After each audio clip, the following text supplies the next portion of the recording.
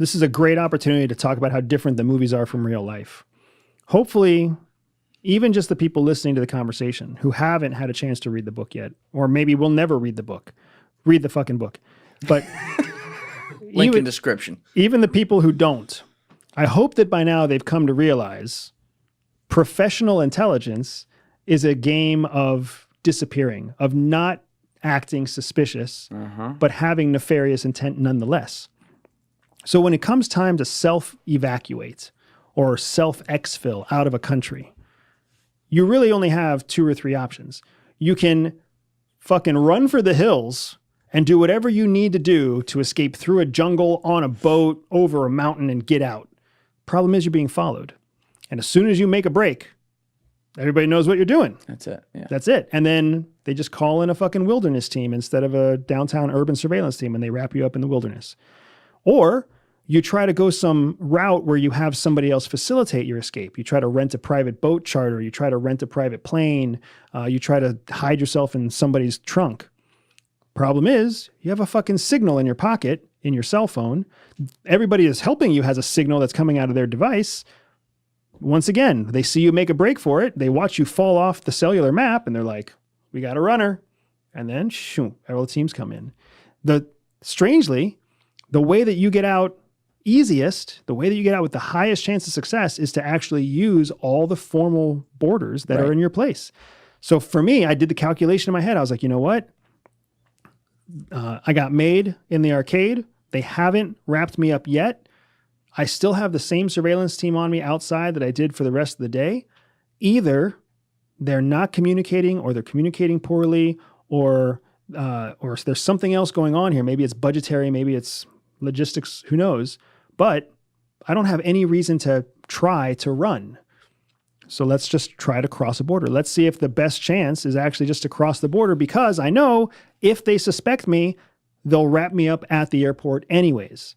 And at least if they wrap me up at the airport, it's in front of everybody. It's a formal government thing. Like now all of a sudden it's going to be an international issue because they took me at a legal border.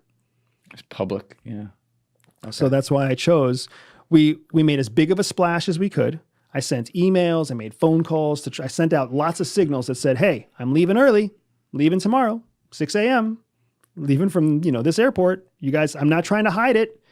And that was the best I could do until I got to the airport and got pulled aside into secondary. What happened when you got pulled aside? Obviously, you're like, oh, fuck. But what went down in there? Yeah, fuck me is right. Yeah. And then on top of that, I'm glad I was right about this. At least I knew that this could happen. So here are the chips that they have. Here's the chips that I have. And then it got really strange. And I love this part of the story. And if there's no other reason to read this, it's almost to read this for the story that happens at secondary. Because I was just telling you how training works against us sometimes. This is one of those instances where the training that I had received in handling an interrogation, countering an interrogation, resisting an interrogation, all of those things were very useful. But what was the most useful to me was understanding how the interrogation I was being exposed to was so different than what I was trained. It was so much less professional. It was so much less specific. It was so much less intentional. It was almost chaotic. And if anything, what that did is it gave me confidence through the interrogation. I was like, holy shit. What I went through at the farm was worse than anything I'm going through now, right? What I went through after I fucked up with Major Bondoy, however many years ago, 4 years ago, is worse than what I have now. And I could actually walk away from that, and I can't walk away from this. It was just so wildly interesting to see the training really come full circle, where I was like, this is why we do what we do. Now, if only I can tell somebody this, and I have to not fuck this up right now. But you felt like the guys who were questioning you were either like out of the loop or undertrained, and when they were doing it, like you're saying, it wasn't up to par. So how quickly after you sat down did you realize like, oh, I might be getting out of here? I mean, it was fast. So here's what's interesting. Well, I didn't know how fast I'd be getting out of there, but here's what I will say. I sat down, and it was just within a few minutes of sitting down that the interrogation started. That's a no-no. That's a no-no. In real interrogations, you let them sweat. Well, you got a flight to catch. They don't care about my flight. I know. Yeah. I mean, think about what you went through when we interrogated you, right? we at least let you, we were literally on a filming schedule, but we still let you sweat it out for 5 or 7 minutes. There was no sweatshop at all here, right? You're supposed to force a person to sweat and let the time do the work for you. You're supposed to sit them in a room that's uncomfortable. I sat in a room that was perfectly comfortable. You're supposed to sit them in a room that intimidates them. I got sat in a clean, bright, white room. Nothing uncomfortable here, folks, right? Like, it just wasn't up to snuff for what we do in the West. Now, either we're monsters or these guys were not prepared to be interrogating a potential suspected intelligence officer. One way or the other. How long was it? Overall, it took about 90 minutes, right? For the entire interrogation to happen, which was plenty of time for me in an well, not plenty of time, but it was enough time for me to still get to my airplane. But it was just another example of that's not how it would have worked for me, right? I would have let the dude sit there for 90 minutes with no food, no water, and I would have turned the fucking heat up or down. And then just check in and be like, oh, we haven't forgotten about you. Are you doing okay? Is there anything I can get you? Dump a little water on him. Zip down to the chair. Right. It's the little things. Yeah. The little things. Yeah, Let them know you care. Pack. Yeah, I gotcha. So you get through this. They're obviously like somewhat out of the loop, but they had been told at least to flag you. And then they let you go and you were like, you got to act normal going to even though you're trying to catch this flight, you got to just walk to it and you get there, you get on the plane. And then you got to think about how long it takes to get out of the airspace of Falcon. Yes. It was the worst flight I've ever been on because it's never far enough. Every time the fucking plane turns, every time it's like, it's just doing what a plane does. But in your mind, you're like, are they going back? Yeah. Sir, come with us. What is going on? And then, you finally, it wasn't until I entered my third country location, and I was actually on the ground because I'm on a country carrier, a country controlled aircraft for Falcon. So it's not until I'm off that fucking airplane that I feel like I'm actually not still on the ground in the country. You kiss that fucking ground when you get down there? Dude, I don't even care if it had homeless guys piss on it. Out with it. I've never been so happy to be in this shithole in my life. Yeah. And then you celebrate, and then you realize that you're hungry, and then you have a fucking giant diarrhea shit. And then you're all fucked up because you realize all the cortisol dump, and you're just like, right.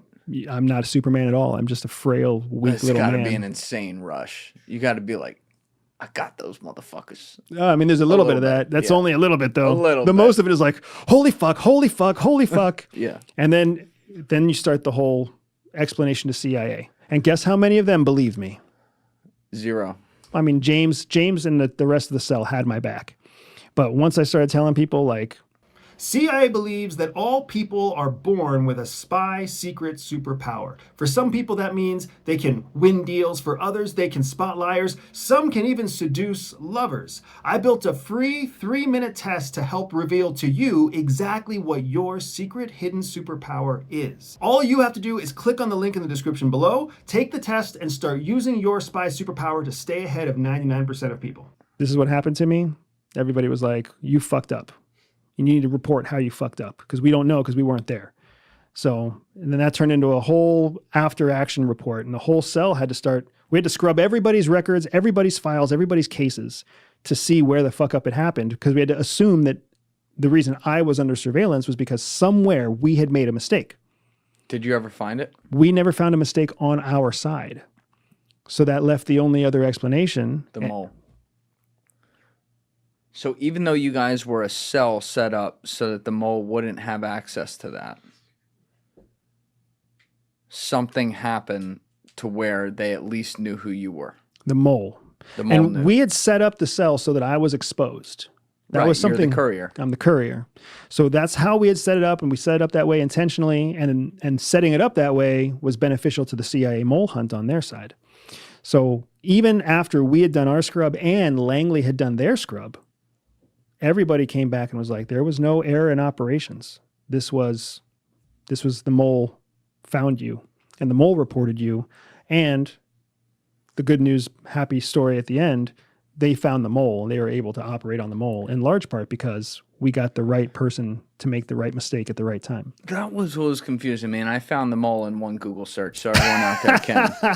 I don't know. Like, are we allowed to do that if the camera's on me and I say search something and then it pulls up? Try it. And you don't confirm? I'm not going to confirm or deny. All right, so I'm gonna use. Let's get the camera on me, Joe. Google this because I'm gonna use the words in the book. CIA informant arrested O'Hare Airport cache.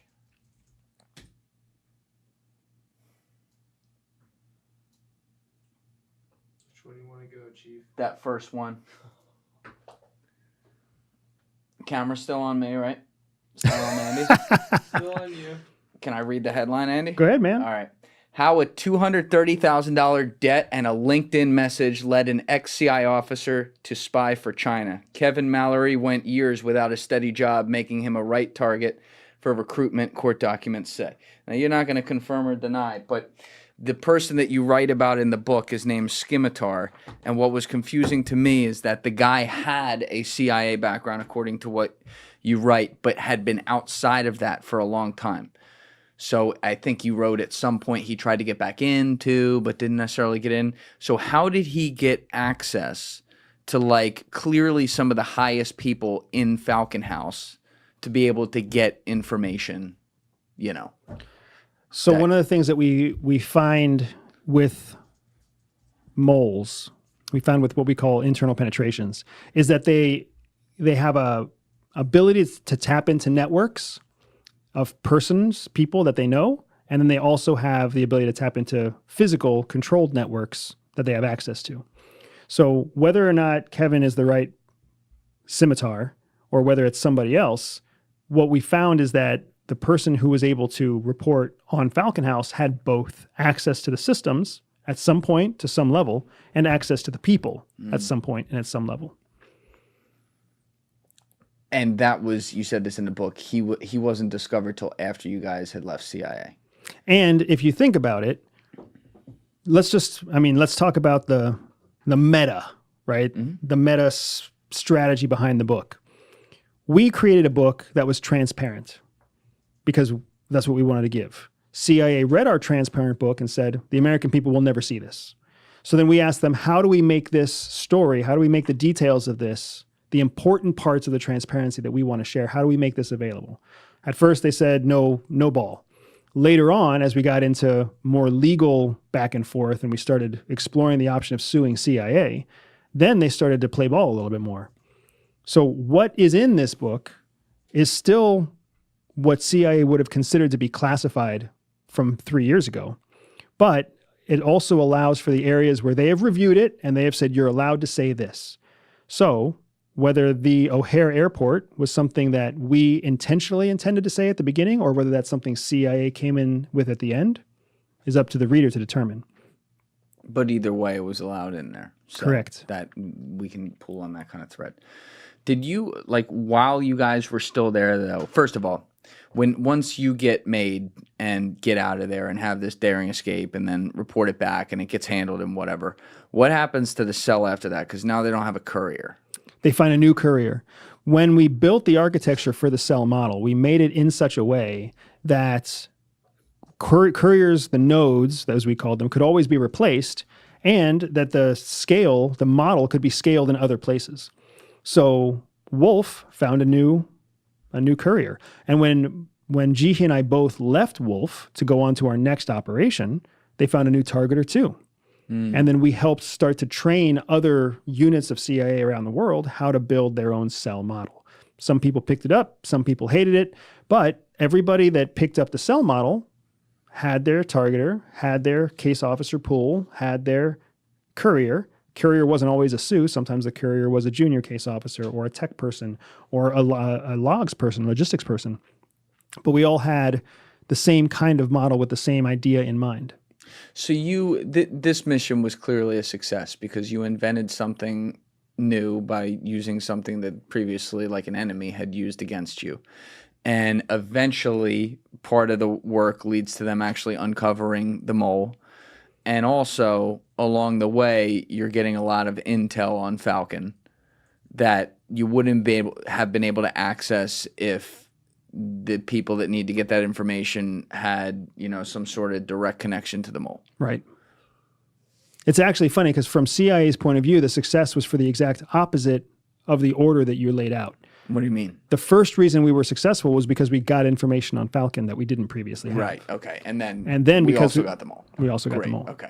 So you see that later there's people from CIA who are publicly talking about not necessarily the detail you did, but the model of like having compartmentalization, which is kind of what for case officers, which is kind of what you invented here. So clearly, in the modern day, some version of this has been adopted at a high level across the agency around the world for different missions. Right. So what's fascinating is that in the immediate aftermath, the last few years of my career, I trained other people how to do this. My wife was also called in to train other people how to do this.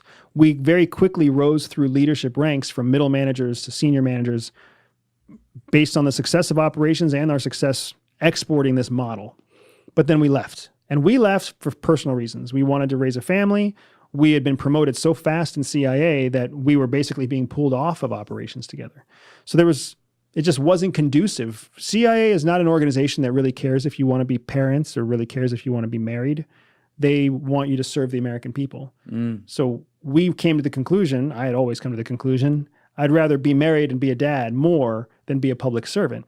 So once my wife kind of landed on the same shoe in our success, we left CIA. When we left CIA, allegedly, when we left CIA, we didn't take relationships with us. We didn't stay in contact with our friends who were still undercover. To do so would have been to risk their status. It wasn't until I think 2017, it may have been 2019, when the director announced publicly that CIA was going to reorganize. And he was reorganizing the entire agency into the same model that we had built in our shadow cell and the same model that we had taught around the world. So it's almost like our model went from the field to headquarters, which is exactly how we would expect change to work, because the field drives the operation, headquarters reacts. And that conflict must have continued for years. And to my understanding, it still continues because after the reorg, most of the NCS was angry. The only thing it's not the only thing, but one of the main things that I am a little concerned about with this book coming out is all the angst and all the ire of CIA case officers who hate John Brennan's reorganization of CIA. They're now going to know we were part of what contributed to that reorganization that they all hate so much. John Brennan's not a well-liked guy, and I'll go so far as to say he's not a good guy. Very, very clearly. I can't think of one thing I like about that guy at all. But him taking something that was successful and putting it into operational planning is what you should do. And I don't understand why. I could see why this wouldn't be useful absolutely everywhere. But when you need to compartmentalize things to basically create a safety outlet where you're still, not only are you still able to do your job, you actually really have more freedom to do it because no one's looking over your fucking shoulder. I would assume as a case officer, that would be something that you're like, well, fuck yeah, sign me up. So why are people like, no, we don't want to do this? It's like they're saying they want a daddy at Langley. It has nothing to do with the operation. And that's what's so sad. And this is one of the few things that I will say is really, really sad about CIA. It is a careerist organization. So everybody who's there and who stays there is always thinking, how do I get up in my career? How do I climb one rank higher? How do I stab my friend in the back so that I can be the next GS-14 or GS-15? Because they all know that at the end of a 20 or 30 year career, only a few people will be making $200,000 a year. The rest of them will be making $90,000 a year. So they have to stab and climb and scratch all the way up that pyramid. It used to be that you only had to compete against other case officers. Well, now, thanks to the cell model, thanks to John Brennan's reorg, anybody can become a leader Anybody can be a courier. Anybody can be a mission planner. Anybody can choose to start a new cell. You could be an analyst. You could be a targeter. You could be a tech person. You could be a politics. Yeah. It's politics. And now if somebody runs a good operation and they're an analyst, they're dictating operations to a case officer, when it used to be only case officers could ever do operations. The fact that I was a Sioux dictating operations to case officers, They didn't like that. they hated it. People back at headquarters hated it. The people in my cell were like, fuck yeah, man. Andy has an idea, and we all decide if we also like the idea. It's a very collaborative environment. I had lots of bad ideas that never saw the light of day because my case officer peers were like, we don't want to do that. I also had lots of good ideas where my case officer peers were like, fuck, I never thought of that. That's not the way it works at headquarters. At headquarters in Washington, D.C., it's a game of fucking how do I get out of this bow tie and how do I stab somebody in the back so that I can get back out to the field and do real work.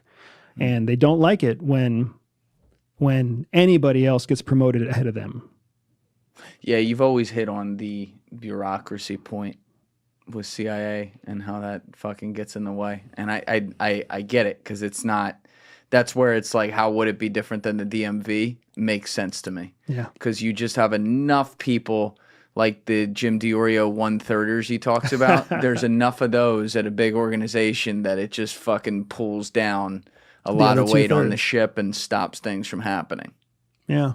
So there's, again, it's a little bit bittersweet. Even the release of the book is bittersweet because for all the CIA people that think that I'm worthless or think that I'm a faker or think that I'm overstating my success, which I've never overstated my success. I've always just said I'm a guy with a voice. That's all I am.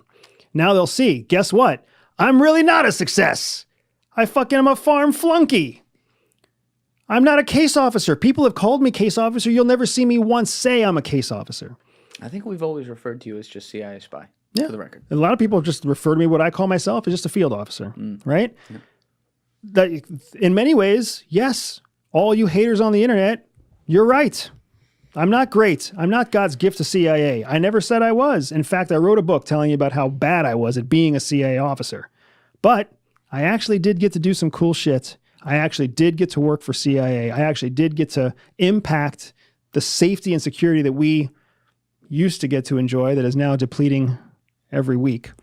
But it's not about me. The really impressive people were the people who were in the cell with us. And this book talks about how awesome all of them are.